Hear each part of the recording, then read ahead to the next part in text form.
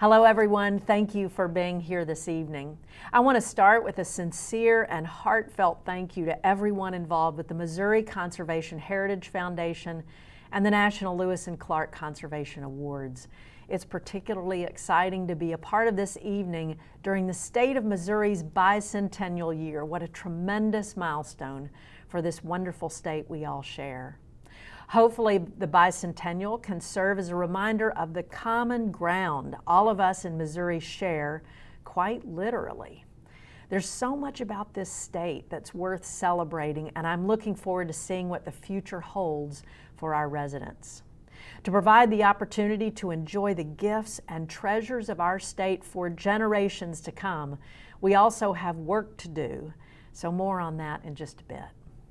It really is a tremendous honor to receive the Pat Jones York Spirit of the Wilderness Conservation Award. The award is an honor in its own right, but the fact that it's named after our own Pat Jones makes it even more special. Many of you likely knew Pat Jones, but for those who aren't familiar with her, Pat was married to Ted Jones. Ted was the son of Edward Jones, who was the founder of our firm. Ted, Edward Jones' son, was the second managing partner of our firm.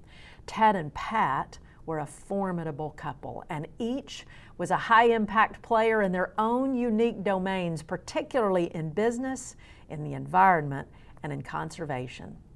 The impact Pat and Ted had on our firm can't be overstated, and their presence can still be felt and seen every single day. We talk about them as if they were in the room with us, and in a way that belies our hope that they are watching us and that they're proud of what they see. Perhaps the most indelible mark they left on Edward Jones is the long-standing link between our firm and conservation.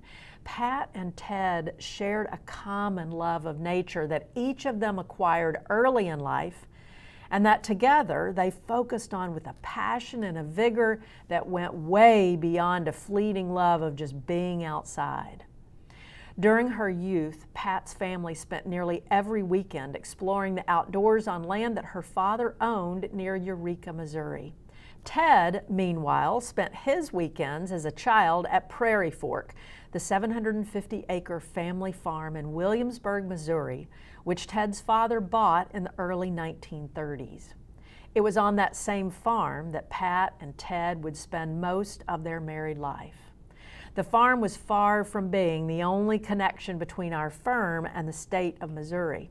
Missouri and St. Louis is our home. Our headquarters has been in St. Louis since 1922, and we have nearly 800 branch offices located throughout the state. In 1990, Pat and Ted donated $2.2 million to the development of the abandoned Missouri-Kansas-Texas Railroad corridor that became the longest recreational trail in the country, the Katy Trail State Park. The Katy Trail now welcomes more than 400,000 hikers, cyclists, and naturalists each year. In fact, I'm one of those people. One of my favorite weekend activities is to indulge my love of the outdoors and go for a long ride on the Katy Trail, and I've ridden the entire trail 2 times. In 1997, Pat donated the farm she shared with Ted to the Missouri Department of Conservation so that it would be preserved, restored, and used to teach others.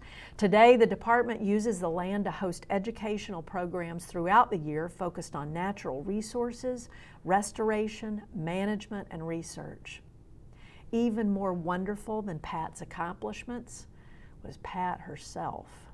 I had the privilege of knowing her, and I can tell you that I enjoyed every single visit I had with Pat. She was so full of wisdom and warmth. She was a great storyteller, and she was graced with tremendous wit and humor that was always informed until the very end by deep curiosity, as well as by a particular point of view about the necessity of a healthy ecology. And she always encouraged every single person who visited her on that farm to get their hands dirty. And when she said that, she really meant it very literally and immediately. Many visits included planting a tree or working with the earth in some tangible way. So as you can tell, conservation was never far from Pat's mind. She truly was, as we lovingly call her, and as People magazine repeated in an article about her, the prairie godmother. She believed that what you did counted for more than how you looked or what you owned, and she believed in leaving things better than she found them. Pat's deep concern for future generations continues to inspire us at Edward Jones. From our work to develop carbon footprint metrics to green building and sustainable best practices at our home office campuses, Edward Jones is working to safeguard our associates, reduce waste, and protect and restore natural habitats. We extend our environmental stewardship by tracking environmental and energy metrics throughout our business operations, and we encourage our associates to think like owners and reduce their own environmental footprint at home, at work, and in their travels. We focus on practices like this at each of the nearly 15,000 branch offices that we have in North America. Considering that we have branches in 68% of the counties in the United States, that's quite a wide-ranging impact that we have the opportunity to make. If you think about it, holistic, long-range planning is something that comes naturally to us at Edward Jones. After all, we're in the business of helping ensure healthy financial futures for our 7 million clients every day. We believe developing and implementing sustainable goals requires a similarly broad but well-defined approach. So we're also investing deeply into our digital strategy, and our increased use of digital technologies has allowed us to reduce our paper consumption and our environmental impact significantly.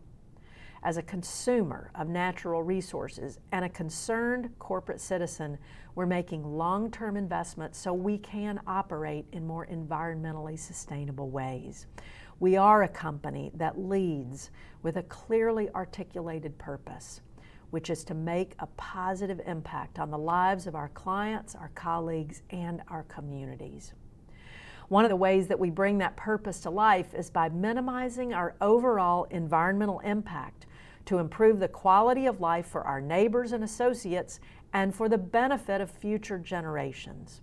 We'll continue to find ways to minimize our environmental impact, and while we've made progress, we recognize there's still a lot of work to be done. I'm proud of the fact that we've taken Pat's beliefs to heart, and it adds an emotional element to this award for me and for many of my colleagues, particularly since it bears her name.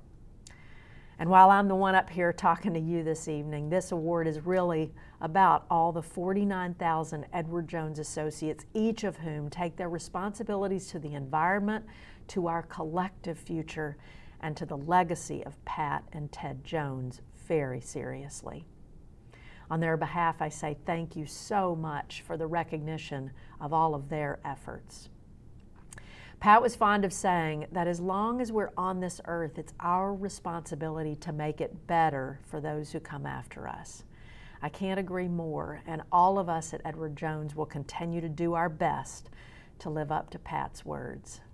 Thank you very much, and I hope you enjoy the rest of the evening.